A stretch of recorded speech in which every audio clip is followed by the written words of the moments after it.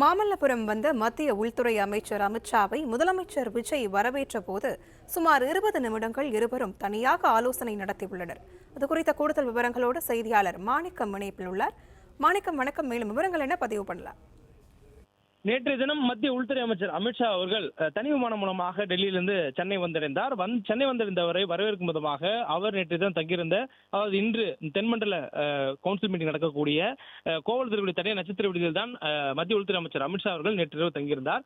அவரை வரவேற்கக்கூடிய விதமாக அவர் வருவதற்கு முன்பாக வந்த முதலமைச்சர் விஜய் அவர்கள் அமித்ஷா அவருடன் தனியாக 30 நிமிடங்கள் சந்தித்து ஆலோசனை நடத்தியிருக்கிறார். அதிலும் 20 நிமிடங்கள் மத்திய அமைச்சர் அமித்ஷா அவர்களும் முதலமைச்சர் விஜய் மட்டுமே தனியாக ஆலோசனை செய்திருக்கிறார்கள். குறிப்பாக இந்த சந்திப்பு என்பது மிக முக்கியமான சந்திப்பாக பார்க்கப்படுகிறது. நேற்று தினம் அந்த சந்திப்பு என்பது இரவு நேரத்தில் நடத்தப்பட்ட சந்திப்பு. அந்த சந்திப்புல அதற்கு முன்பாகவே, அதாவது மத்திய உள்துறை அமைச்சர் அமித்ஷா அவர்கள் சென்னை வருவதற்கு முன்பாகவே இந்த சந்திப்பு நடைபெறுவதாக ஒரு தகவல் சொல்லப்பட்டிருந்தது.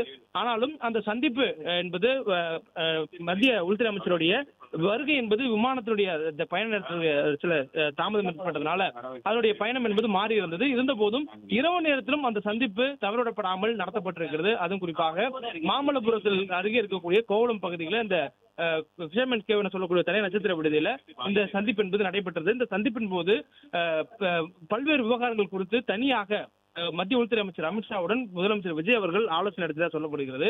அதிலும் குறிப்பாக இந்த சந்திப்பின் பொழுது தமிழ்நாட்டில் தொடர்பான பல்வேறு விவகாரங்கள் குறித்து அவர் மத்திய உள்துறை அமைச்சர் அமித்ஷாவோடு ஆலோசனை நடத்தியதாக சொல்லப்பட்டது. குறிப்பாக பிளே ஸ்டோர் மற்றும் ஆப் ஸ்டோரில் இருந்து பாலிமர் செயலியை QR கோடு மூலம் பதிவிறக்கம் செய்யுங்கள். செய்திகளை உடனுக்குடன் பெறுங்கள்.